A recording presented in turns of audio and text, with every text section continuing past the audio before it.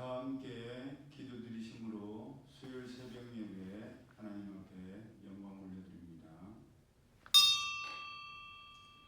자비하시고 인애로우시며 노하기를 더디하시는 사랑의 하나님, 하나님의 은혜를 감사를 드립니다.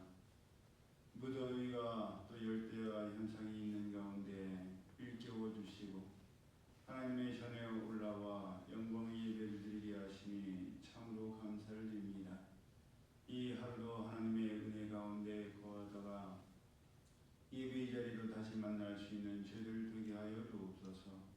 연약한 지체를 이 무더위 가운데에 영혼에게 강건함을 더하여 주시옵시고, 또 저희 교회가 속해 있는 세둔산 지방회의 이재지 목사님 내일 모레 폐CT와 각종 검사가 있습니다. 하나님의 은혜 가운데에 모든 질병을 다스려 주시옵시고 이길 힘을, 감당할 힘을 하나님께서 허락하여 주옵소서. 저희 교회 모든 지체들 위에도 주의 돌보심이 함께하여 주시길 소망하오며 거룩하신 예수님의 이름으로 축복하며 기도드리옵나이다. 아멘. 다 함께 찬송가 264장 정결하게 하는 셈이 나의 앞에 있도다 찬양드립니다. 264장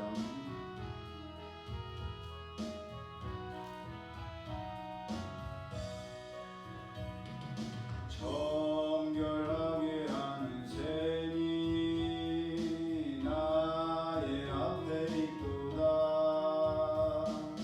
성령께서 권고하신 죄 씻으라 하시네. 찬양하리 찬양하리 죽임당한 어린 양 주께 영광 돌리어라. 우리 죄를 씻어주셨네. 나의 가는 길이 좁고 내 뜻대로 안 돼도 모든 욕심 다 버리고 주만 따라가겠네. 찬양하리 찬양하리 죽임당한 어린 양 주께 영광 돌리어라. 우리 죄를 씻어주셨네. 나의 마음 제단 위에 불길같이 타올라. 영원토록 찬양하며 주께 영광 돌리네. 찬양하리 찬양하리 죽임당한 어린 양 주께 영광 돌리어라. 우리 죄를 씻어주셨네. 한량없는 주의 은혜 나를 영접하시네.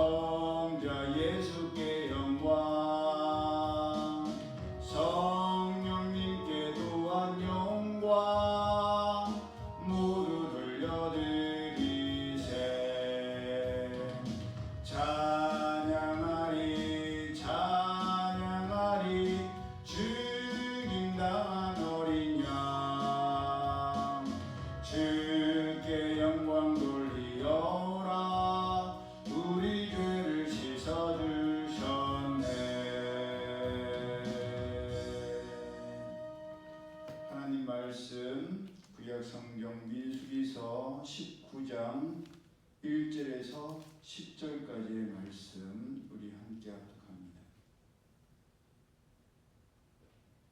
민수기서 19장 1절에서 10절 시작. 여호와께서 모세와 아론에게 말씀하여 이르시되 여호와께서 명령하시는 법의 율례를 이제 이르노니 이스라엘 자손에게 일러서 온전하여 흠이 없고 아직 멍에 매지 아니한 붉은 암송아지를 내게로 끌어오게 하고 너는 그것을 제사장 엘르아살에게 줄 것이요 그는 그것을 진영 밖으로 끌어내어서 자기 목전에서 잡게 할 것이며 제사장 엘르아살은 손가락에 그 피를 찍고 그 피를 회막 앞을 향하여 7번 뿌리고 그 암소를 자기 목전에서 불사르게 하되 그 가죽과 고기와 피와 똥을 불사르게 하고 동시에 제사장은 백향목과 우슬초와 홍색실을 가져다가 암소롱아지를 사르는 불 가운데에 던질 것이며 제사장은 자기 옷을 빨고 물로 몸을 씻은 후에 진영에 들어갈 것이라. 그는 저녁까지 부정하리라. 송아지를 불사른 자도 자기의 옷을 물로 빨고 물로 그 몸을 씻을 것이라. 그도 저녁까지 부정하리라.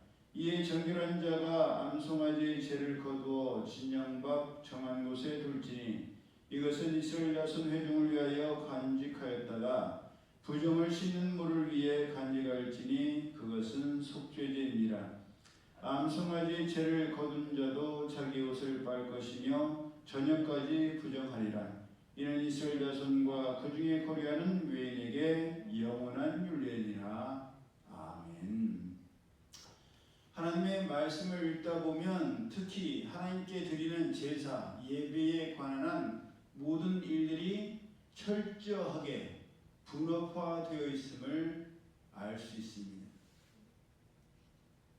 시간을 아끼기 위해서나 빠르게 하기 위해서 그냥 한 사람이 암송아지도 잡고 그 잡은 암송아지의 피를 회막 앞을 향해 뿌리고 불사르고 그 죄를 거두어서 부정을 씻는 물을 만들면 될 것 같은데 하나님께서는 그렇게 하지 않으시고 각자가 철저히 자기가 맡은 일들을 감당하게 하셨습니다.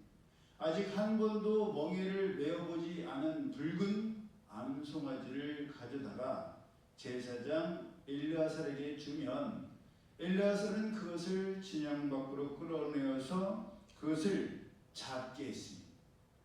3절을 보면 그는 그것을 진영 밖으로 끌어내어서 자기 목전에서 잡게 할 것이며, 잡을 것이며가 아니라 잡게 할 것이며 라고 되어 있으니까 한글 문장 그대로 본다면 엘르아살이 직접 잡은 게 아니라 누군가를 통해서 잡게 했다는 거죠. 본인이 직접 한 게 아니라는 거죠. 또 5절을 보면 그 암소를 자기 목전에서 불사르게 하되, 자기가 불사른 것이 아니라 누군가에게 불태우게 했다는 것이죠.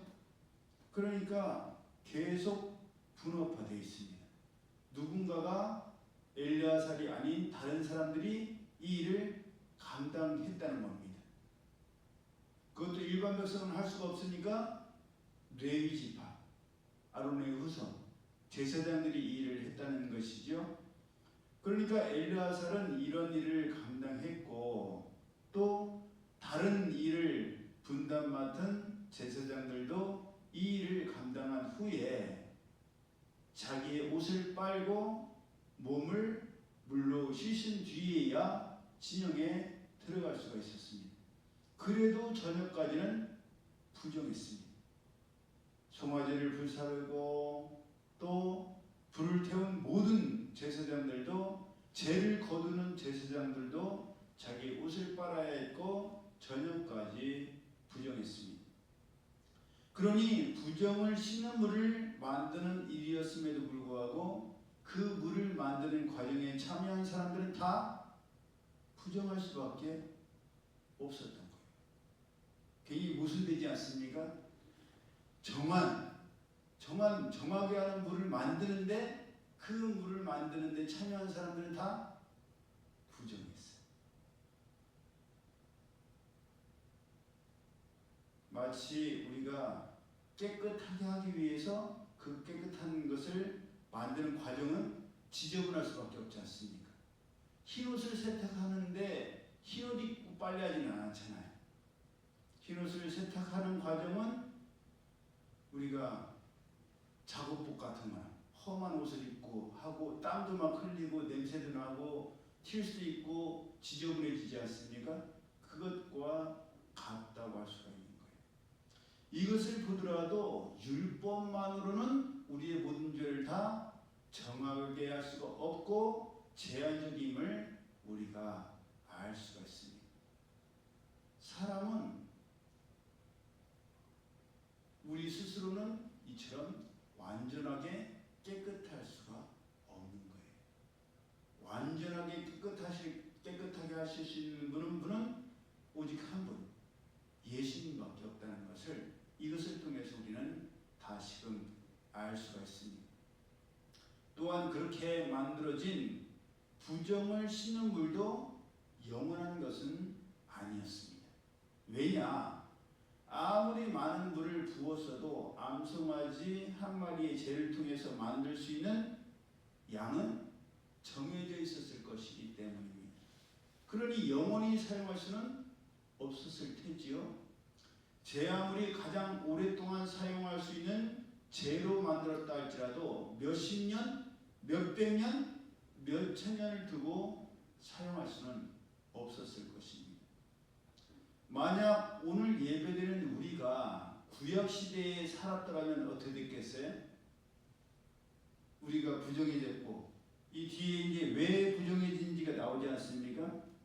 왜 부정해진다고 나오지요? 19장 전체를 이렇게 보면 맞아요. 시체와 연관이 됩니다. 죽은 자와 연관이 돼요. 그러니까 우리가 구약시대에 살았더라면 장례식을 할 때마다 이 암송아지 재로 만든 부정을 씻는 물로 우리의 몸을 씻어야 했단 말이에요. 상상해 보세요. 우리 같으면 그 물로 씻겠어요? 저 같으면 안 씻을 것 같아요. 구약시대면 하나님의 법이 그러니까 그래야 되지만 암송아지 재면 무슨 냄새가 나겠어요? 누린내가 날 거 아니에요. 그러니까 쉽게 생각해서 우리가 고깃집에서 고기 먹고 그 불판 그거를 알바를 해본 사람은 알 거예요. 솔로 이렇게 씻으면 냄새가 아주 역한 냄새가 나요. 고기에 탄 그 냄새 특유의 먹을 때는 좋지만 먹고 나서의 냄새는 안 좋잖아요. 그 물로 우리 몸을 씻어야 되는 거예요.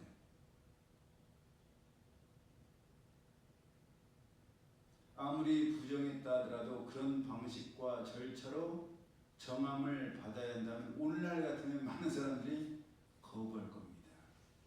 하지만 너무나도 다행이고 너무나도 감사하게 오늘 살아가는 우리들은 이런 방식으로 정함을 받지 않아도 됩니다.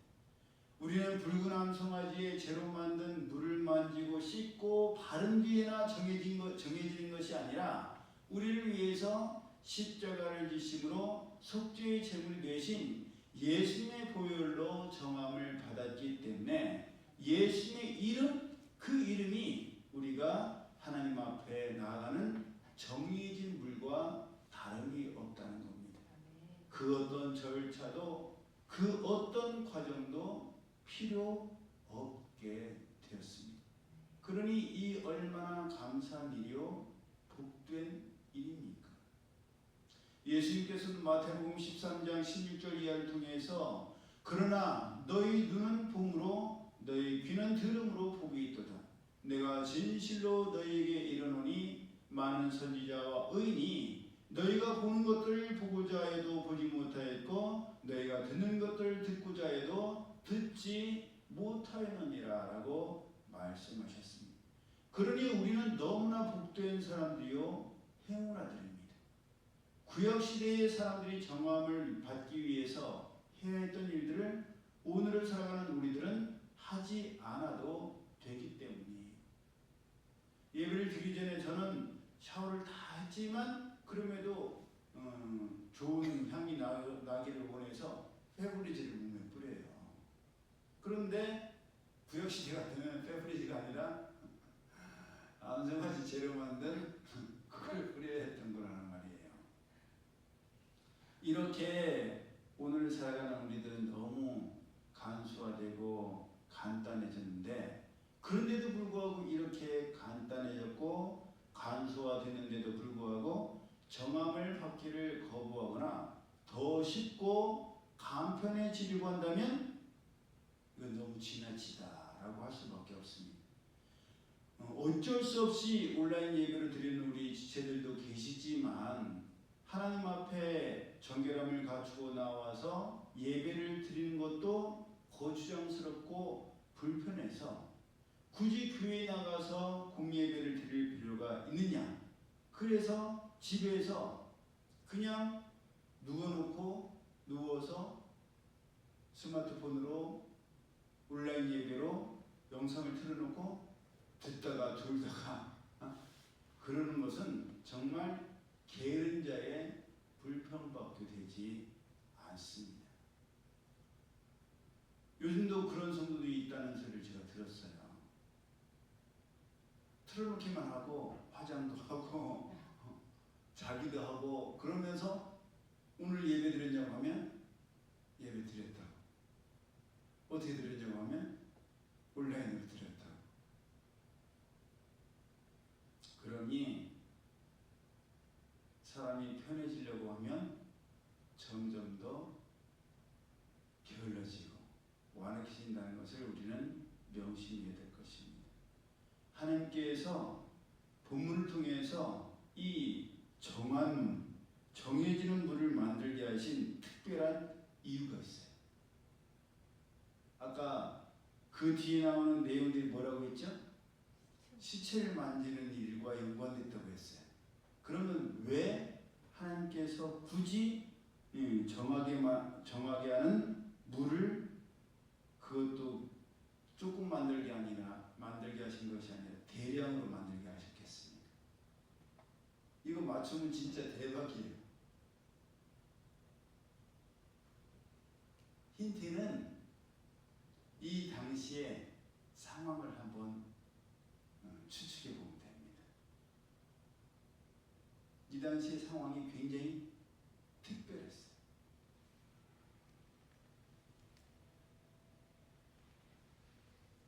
출애굽을 했고 광야에 있었고 이제 조금 있으면 약속의 땅에 들어가게 됐어요.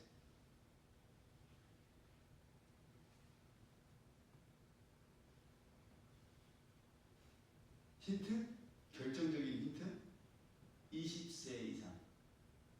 죽을 사람이 많아서? 그렇죠. 맞아요.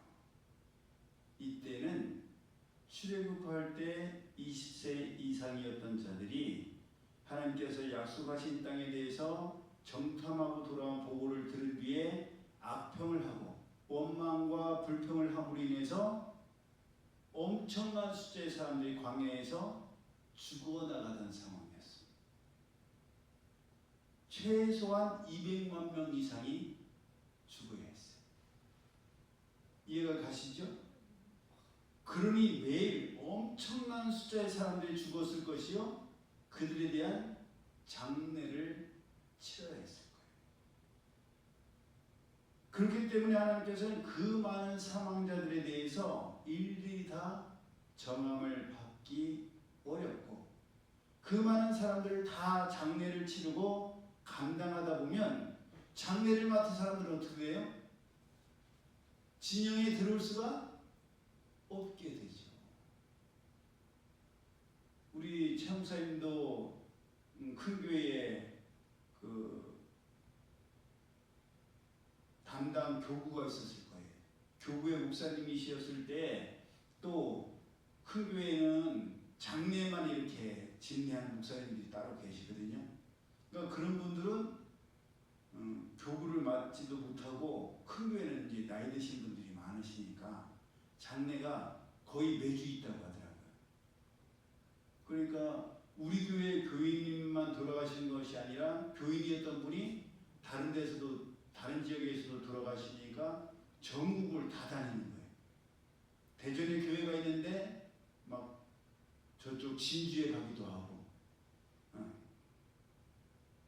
목포에 가기도 하고 그렇게 다니니까 어떻게 돼요?